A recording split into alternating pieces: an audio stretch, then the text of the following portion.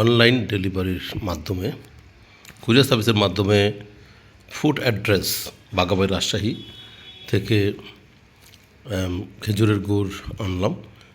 এটার ভিতরে আর কি 1 কেজি আছে ঝোলা গুড়, 1 কেজি দানাদার গুড় আর 1 কেজি বীজ গুড় বা সন্দেশ গুড়। তো প্যাকেট খুবই সুন্দর প্যাকেটিং, প্যাকেজটা দেখে খুব ভালো লাগছে যে খুব সুন্দর প্যাকেট করে তারা দিয়েছে। এবং এই ফুড অ্যাড্রেসটা আসলে ফেসবুকে আমি পাইনি তাদের কোনো পেজ। এটা কিনেছি বাংলাদেশের প্রখ্যাত ইউটিউবার এবং প্রাথমিক পর্যায়ের ইউটিউবার, অত্যন্ত পুরাতন ইউটিউবার, অনেকে হয়তো চিনে থাকতে পারবেন, মামুন চিত্রপুরী। চিত্রপুরী যে তার ইউটিউব আছে, সেই ইউটিউবার যে কর্ণধার, ওনার নাম হচ্ছে মামুন। উনি এই যারা তৈরি করে সেখানে সে সরজমিনে গিয়েছিলেন, তাদের বানানো প্রসেস সব দেখে উনি নিজে নিয়েছেন এবং অনেকে কেনার জন্য সে রেফার করছে আর কি। তো ওনার কাছ থেকে রেফার পেয়েই আমি ফোন নম্বরে তাদের কাছে ফোন দিয়ে অর্ডার দিয়ে তারপরে অর্ডার নিয়েছিলাম আর কি। অর্ডার দেওয়ার পর তারা আমাকে এটা ডেলিভারি দিছে।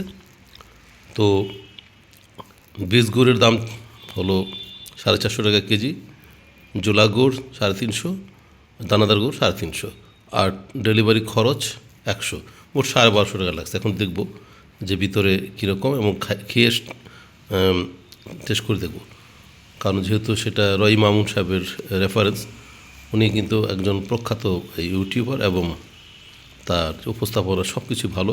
সে প্রতি শুক্রবারে তার বাড়ির আঙ্গিনায় খাওয়া দাওয়া করে মানুষকে ফ্রি। অবশ্যই প্রাথমিক পর্যায়ে তার নিজ খরচেই খাওয়াতো।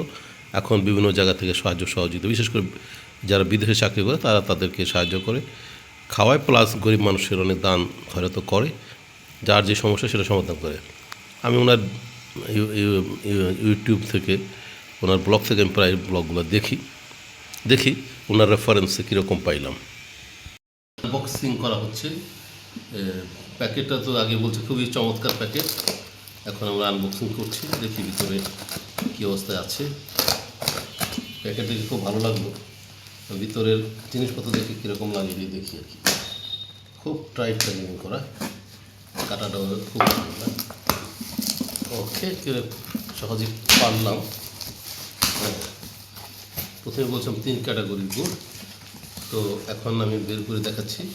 এটা হচ্ছে বীজ গুড় বা সন্দেশ গুড়। আচ্ছা, এখানে রাখলাম। তারপরে এদিকে তারপর হচ্ছে এটা হলো লিকুইড গুড় বা জোলা গুড় 1 কেজি। তারপরে এটা হলো দানাদার গুড়। এখন খেয়ে দেখতে হবে যে কীরকম স্বাদ আছে। হ্যাঁ, আমরা একটু একটা করে খেয়ে দেখি। প্রথমে বীজ গুড়টা খেয়ে দেখি। বীজ গুড়ের প্যাকেটটা আবার অবশ্য যেহেতু এটা লিকুইডে পড়ে না, এই যে উপরে আর কাভারিং করে না, ওগুলো আবার পলিথিনে কাভারিং করে দিচ্ছে।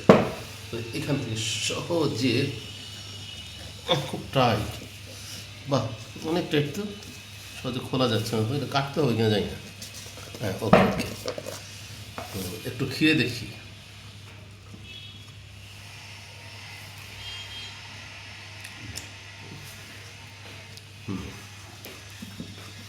হ্যাঁ, বেশ স্বাদ আছে, অনেক স্বাদ, কিন্তু যতটুকু নরম ভাবছিলাম অতটুকু নরম না, বেশ শক্তই। হ্যাঁ, এরা যেরকম দেখাইছে নরম, অত নরম না কিন্তু।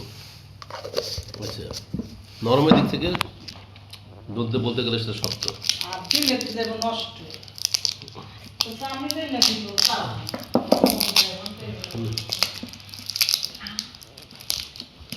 সমস্যা নেই।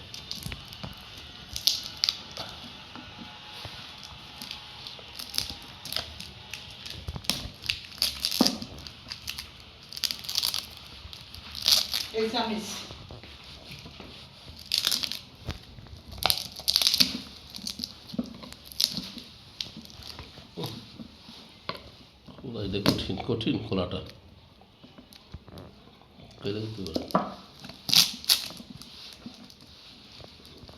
যাতে না পড়ে, এই জন্য খুবই টাইট করে তারা এটা প্যাকিং করছে।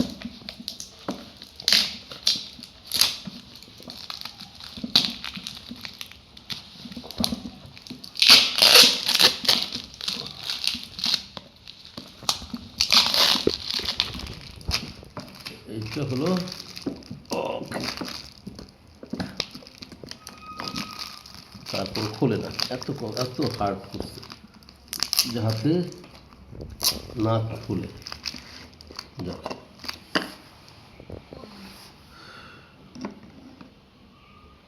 মিডিয়াম মানের ঘন, যে খুব বেশি ঘন তা না।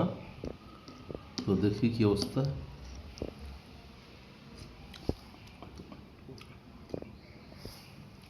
না, এটা অত স্বাদের না, মনে হয় পুরাতন গুড় লিকুইড করে দিচ্ছে আর কি।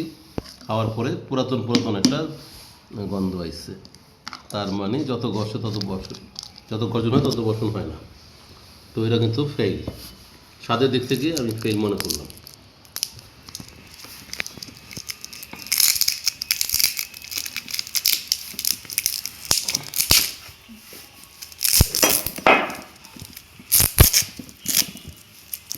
আমরা গুড় খাই গ্রানের জন্য, মিষ্টি তো বড় কথা না, মিষ্টি তো চিনি দিয়ে বানানো যায়। কিন্তু সেই গ্রানটাই যদি খেজুরের গুড়ের গ্রানে যদি না থাকে, তাহলে সেই গুড়টাকে ভালো বলা তো যায় না। এর থেকে ভালো গুড় আমি 30 সাল থেকেই কিনছি, যেটা খাইলে স্বাদ লাগে। সম্পূর্ণ ওটা পোড়া গন্ধ প্লাস আর কি, তেমন কোনো ফ্লেভার নেই। পুরাতন গুড় অর্থাৎ শক্ত গুড়কে লিকুইড করলে যে অবস্থা হয় সেরকম স্বাদ পাই।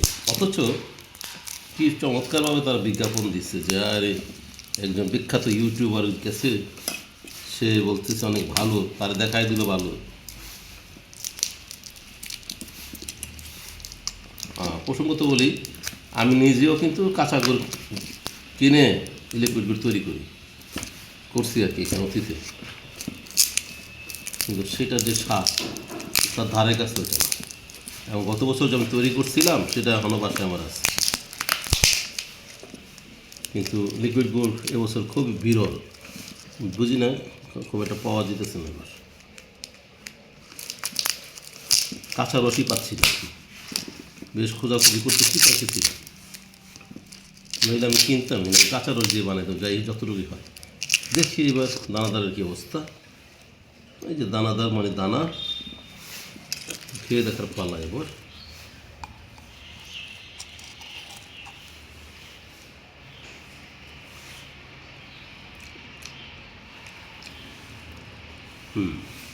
ঝুলের থেকে একটু ভালো এটা, ঝুলা গুড়ের তুলনায় এটা মোটামুটি চলে, কারণ দানাদার গরু এর থেকে বেশি স্বাদ হয় না, এরকমই যেরকম হওয়ার কথা সেরকম। কিন্তু এইটা হতাশ, ঝোলা লিকুইড গুড়টা হতাশ করছে আর কি। আর সন্দেশ গুড়টা নরম হওয়ার কথা কিন্তু শক্ত, কিন্তু স্বাদের দিক থেকে অতটা খারাপ না। এই হলো আমার এই গুড় সম্পর্কে, ফুড অ্যাড্রেস গুড় সম্পর্কে রিভিউ। তবে আমি